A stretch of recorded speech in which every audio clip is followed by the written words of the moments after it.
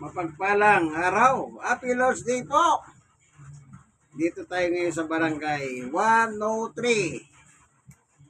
Sonid District 1, Tondo, Manila. Sa bahay ni Ate Ason. Ito po si Ate Ason. Kaway-kaway lang. Yan. Ate Ason, sino ba lolo mo? Si Juan Bautista. Magaling na sagot. Bakit po? Si Juan Bautista sa Biblia, meron pong apelyido. Maraming karakter sa Biblia, walang apelyido. Pero si Juan meron. Ibig sabihin, yung mga pamilyang Bautista, ako Bautista po ako. Ang lolo namin ay si Juan Bautista. So, ganun lang po yun. Magkapelyido eh. Ngayon, nandito tayo, hindi ko pa magpasaya.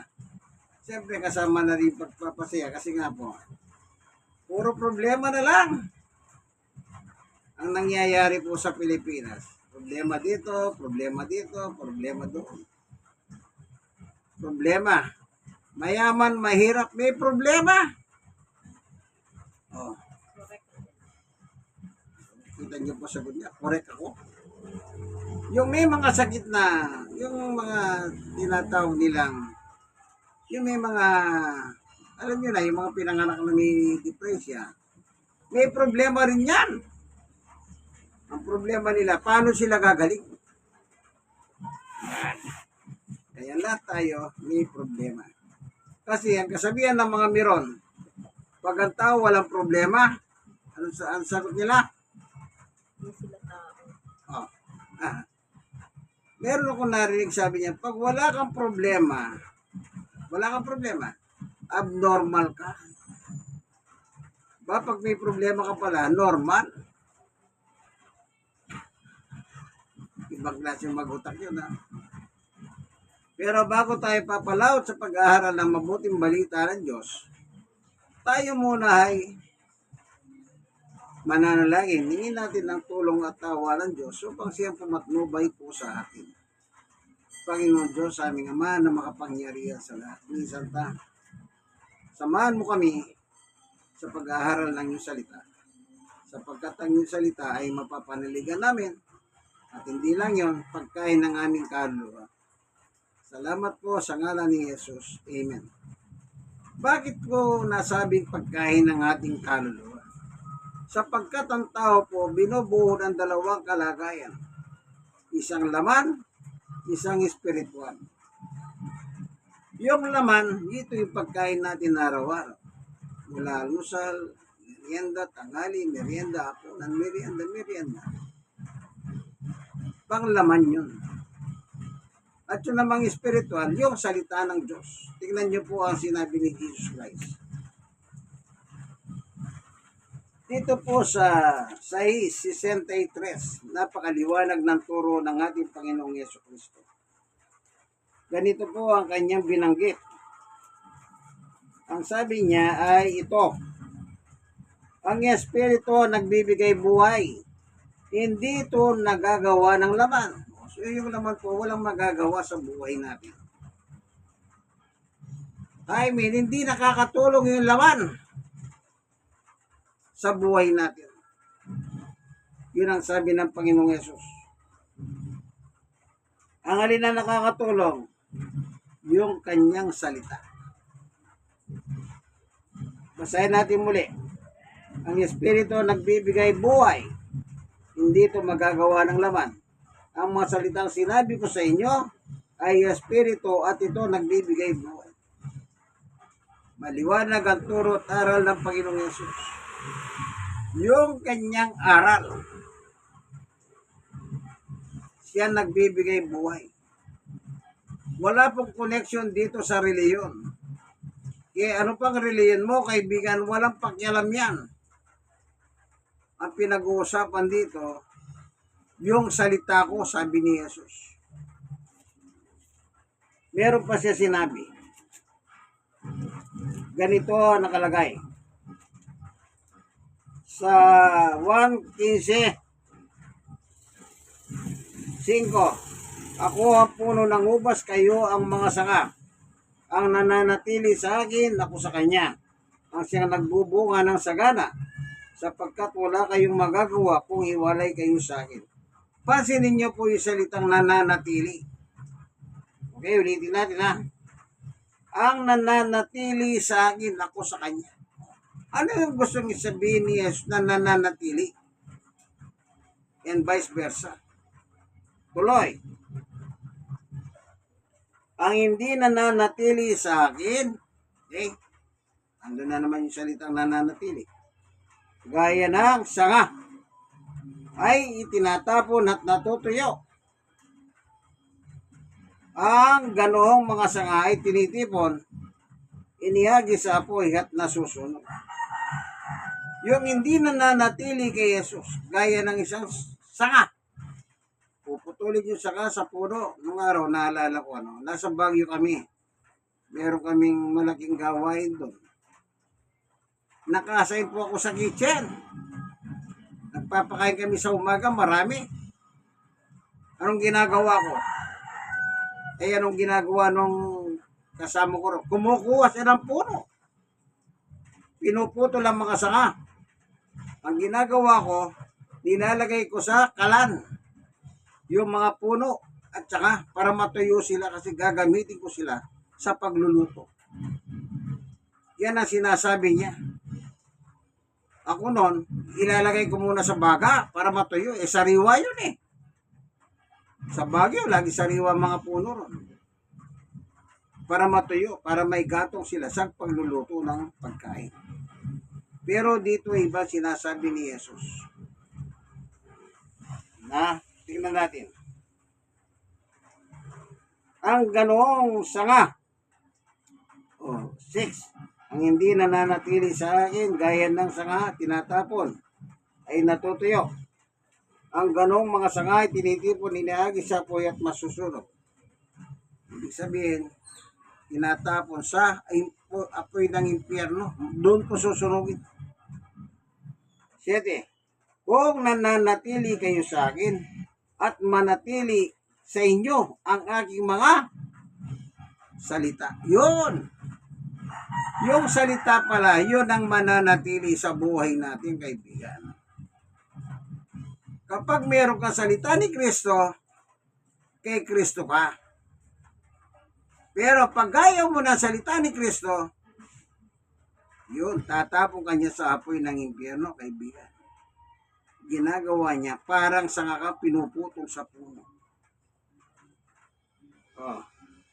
Verse 7. Kung nananatili kayo sa akin at nananatili sa inyong aking mga salita.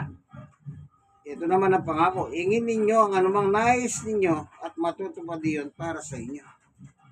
Yun ang promise. Ano man ang gusto mo, humingi ka. 8. Napaparangalan ng aking ama kung kayo magsaganang nagbubunga at sa gayon kayo magiging mga alagad ko. Yung pinananatilihan ng salita ni Jesus. Kailangan po magmarites kayo. Masama ba yung marites, brother? Yung mga marites, meron talagang masama. Pero kung ang minamarites mo, yung salita ng Diyos sa iyong kapwa, ay ito yung sinasabi niya. Nagbubunga ka, kaibigan. Alam niyo yung yung maglingkod ka sa Diyos, para ka nagdideposito sa bangko. Nag-iipon ka. Ito yung sinasabi ni Jesus. Anong sabi niya? Napaparangalan ng aking ama. Kapag yung salita ni Jesus na nanatili sa iyo, kaibigan, ginagamit mo ang kanyang Diyos Ama ay yung pinaparangalan siya sa pamamagitan ng salitang narinig mo kay Jesus. At ano pa? Mga halagad ko kayo, sabi niya. Yun ang maganda. Pag sinabing halagad ni Jesus, sabi ni Jesus, kung saan ako naroon, duduhon din ang aking mga halagad. Nasa si Jesus, nasa langit. Pagdating ng araw, mapapalangit din po yung pinananatilian ng kanya salita. Yung alagad. Ang ibig sabihin ng alagad, masunurin kay Jesus. Yun, tandaan nyo, Kung saan ako naroon, sabi ni Jesus, naroon ang aking mga alagad. 9. Kung paanong iniibig ako ng Ama, gayon din naman, iniibig ko kayo. Manatili kayo sa aking pag-ibig. Ang ganda. Mahal ko kayo. Kaya manatili kayo sa aking pag-ibig. Kailangan, kung mahal ka ni Jesus, kaibigan, mahalin mo din siya. Paano? Yun. Panatilihin mo yung salita niya sa iyo at sundin mo. Kasi, pag hindi mo sinunod, kaibigan, 1:36, ang sabi ni Juan, ang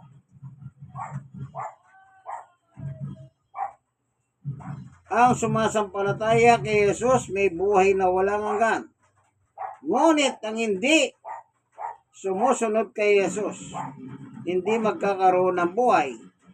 Sa halip manatili sa kanya ang puhot ng Diyos. Kaya yung salitang mananatili, walang iba kundi salita ni Jesus, yun ay gawin mo, kaibigan, sundin mo, ipamuhay mo 24/7. Kapag hindi mo sinunod si Jesus, lagot ka bata. Lagot ka kaibigan. Anong sabi niya? Mananatili sa iyo ang puhot ng Diyos. Ang daming mapuhot. Bakit Diyos pang mapuhot, kaibigan? Hindi ka ba na ano dyan? Di bale, huwag mapuhot ang Diyos. Yan. So, ang isang alagad, masunurin. Tuloy. 10. Kung tinutupad ninyo ang aking mga utos, manatili kayo sa aking pag-ibig. O paano pananatili sa pag-ibig ni Jesus? Kung tumutupad. Eh pag hindi ka tumapad, eh di wala. Bokya. Kung paanong tinupad ko ang mga utos ng aking Ama. Eh siya nga pala, siya mismo pala masunurin sa kanyang Ama eh. Hanggang kamatayan nga pagsunod niya. Eh tayo, di pa naman tayo pinapatay, bakit tayo natin sumunod? Kasi po, yung iba, ayaw nilang matawag na alagad ni Jesus. Lalo na kapag may bisyo, kaibigan.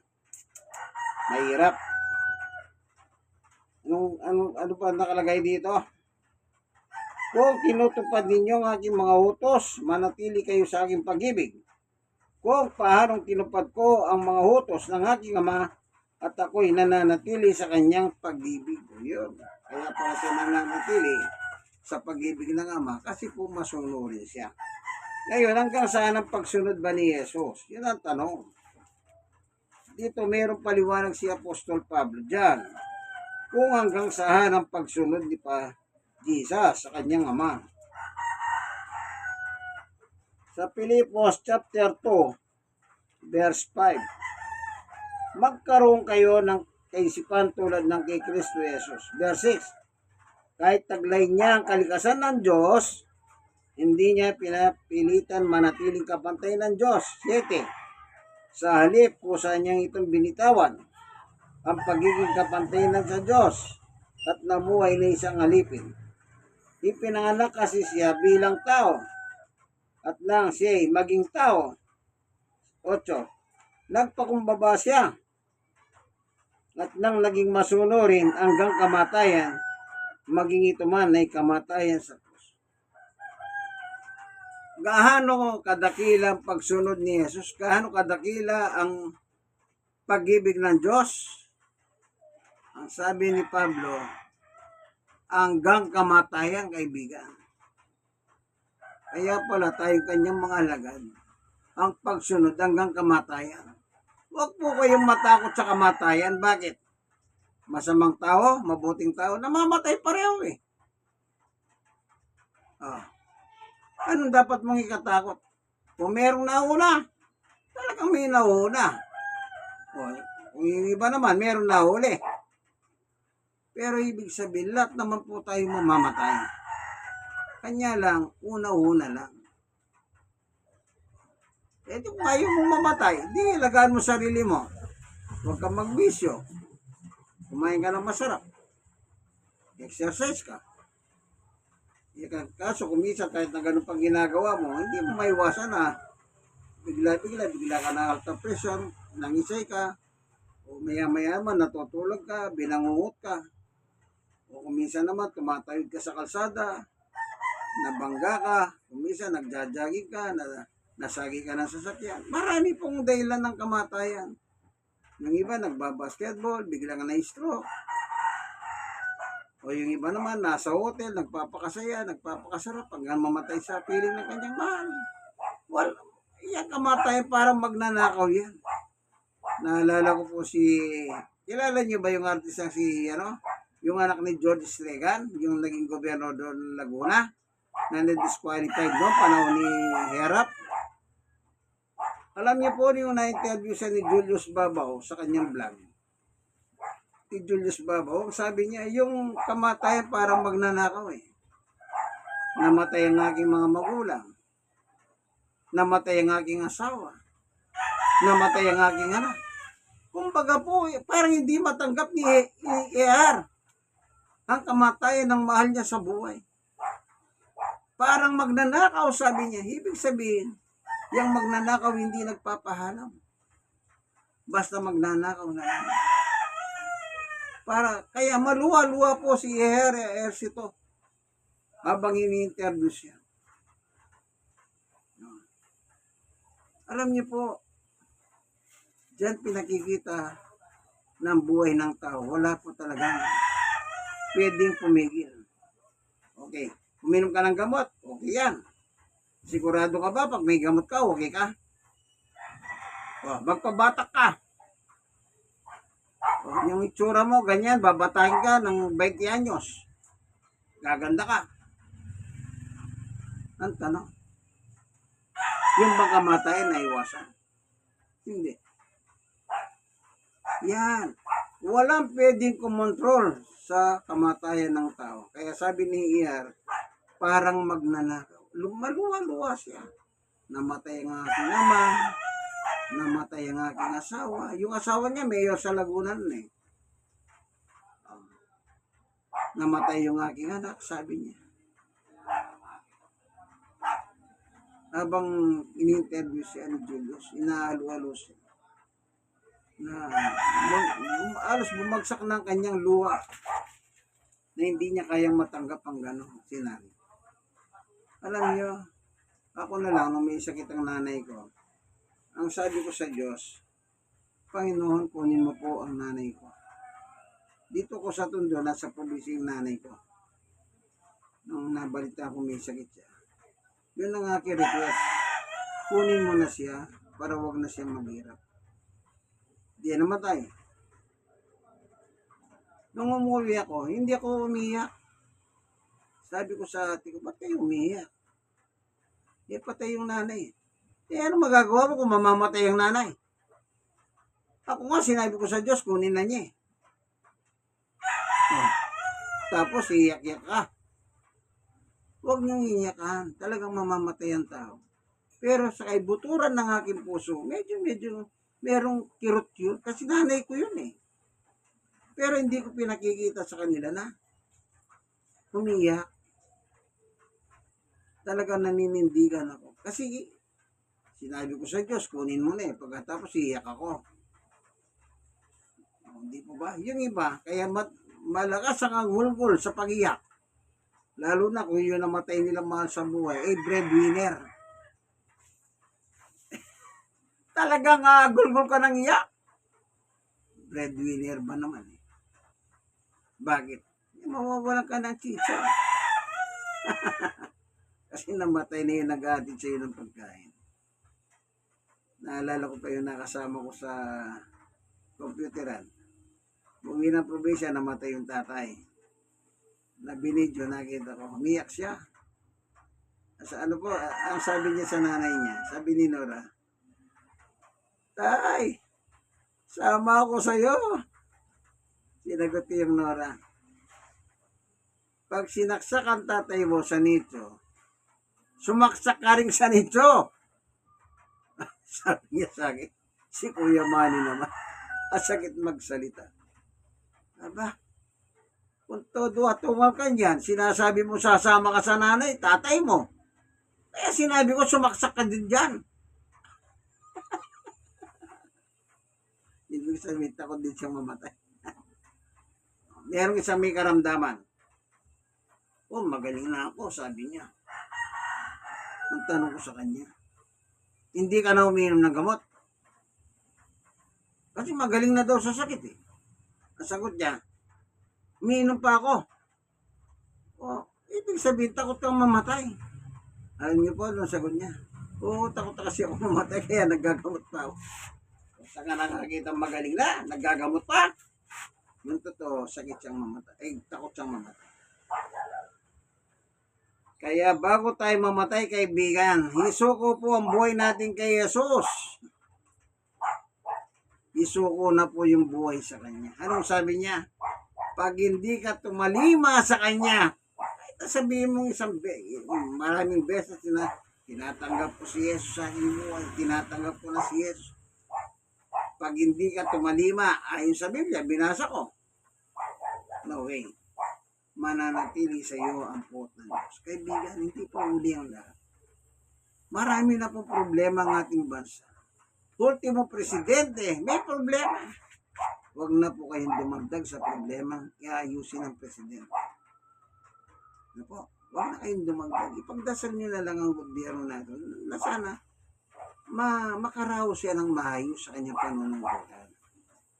Yun po pinaka-the best na dapat natin gawin sapagkat yun po ang batas. Anong nakalagay sa batas? Ipagdasal yung nasa mataas na katungkulan. Sino yung nasa mataas? Presidente, unang-una yan.